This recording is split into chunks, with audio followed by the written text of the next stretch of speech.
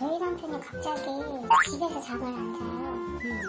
그냥 씻고 밥 먹고 차에서 자고 있어요. 그러면 부부관계는? 아니 그래갖고 제가 우리 좀 뭐 부부관계를 쓱 이렇게 비치면 차상으로 내려오라고. 여기도 보는데?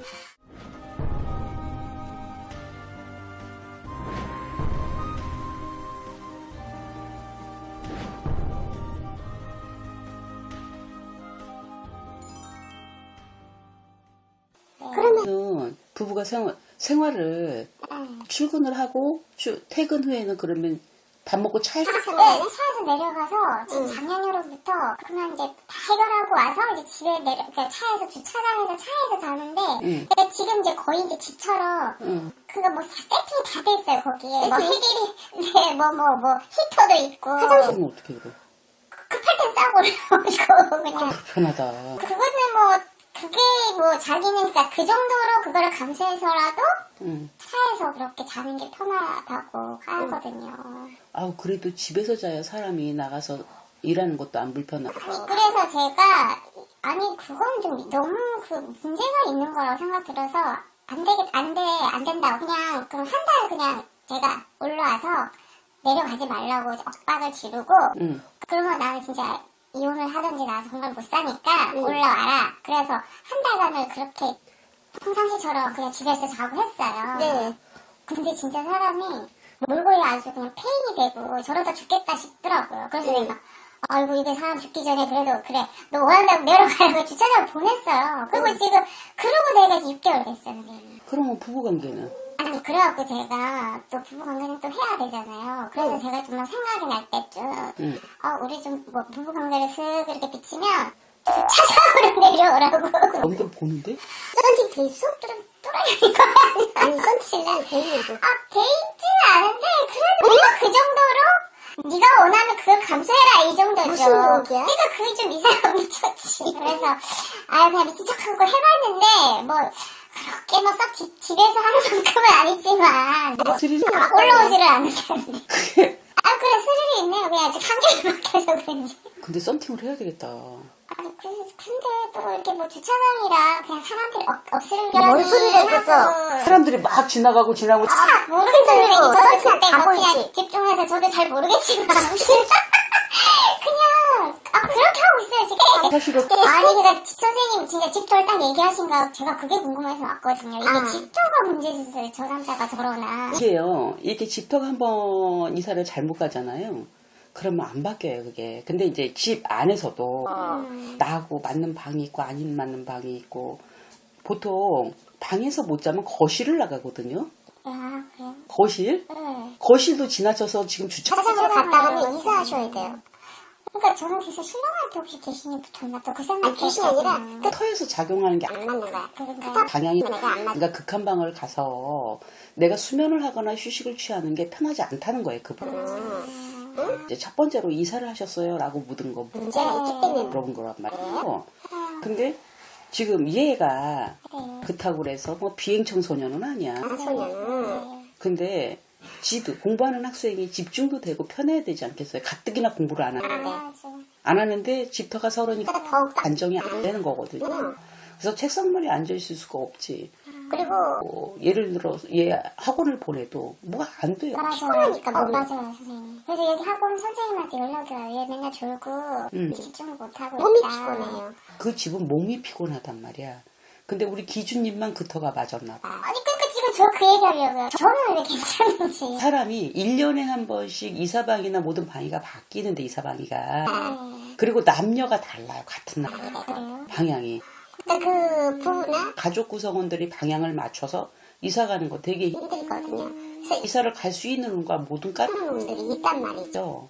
그래서 이사를 갈 적에는 굉장히 큰 거예요. 그래서 사람이 편하게 살고 건강과 그 다음에 벌어먹고 부자가 되는 거와 그 터에서 작용하는 게 되게 많아요. 이사를 하실 적에는 꼭 참고를 하시고 꼭 물어보셔야 한다. 마구잡이로 이사를 하면 안 되고 이게 좋은 방향이 있고 중간의 방향이 있고 완전히 극한 방향이 있어요. 예를 들어서 3, 4방으로 이사를 했다. 그러면 두 사람 너무 안 좋은 거야. 이 집 밖을 나갔다고 하는 건 너무 안 좋은 거고 그래도 우리 기준님은 맞았던 거야.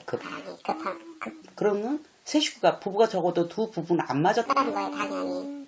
그럼 이사를 하지 말았어야 되는 거죠. 그래서 제가 보기에는 공부하는 학생도 있고 그다음에 직장을 다니는 분도 계시고 한데 피곤해서 일하겠냐 이게 몸이 피곤하다 이게요. 잠을 자는 게 아니다.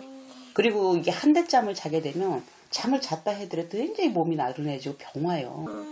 그래서 신랑이 귀신 붙고 이상해서가 아니라 이사하신 터에서 문제가 됐단 말씀을 드리는 거예요. 그래서 이사를 다시 권합니다. 그러면 저희가 지금 아직 그게 안 됐거든요. 전세라서. 그러면 이거를 잘 빼야 되네요. 내놓고 네. 내놓고 그다음 내가 복비를 주는 한 이대로 가족의 건강과 그런 부분이 걸려 있잖아요.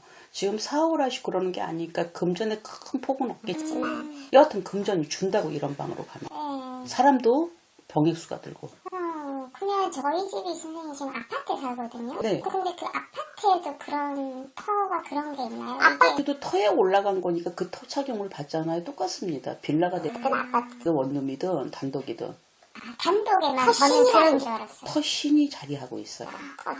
그 주인이. 그 아파트에도. 근데 너네들 여기 오지만 너하고 나하고 안 맞아. 그런 방향으로 갔기 때문에 배척이 되니까 자꾸 나간단 말이야. 사람이 이상하거나 귀신이 쓰이거나 뭐 저 양반이 바람이 났거나 딴짓을 하려고 그러는 게 아니고 내가 불편한 거야. 그러면 집이 정말 저기 그 거실까지 나가서 자거든.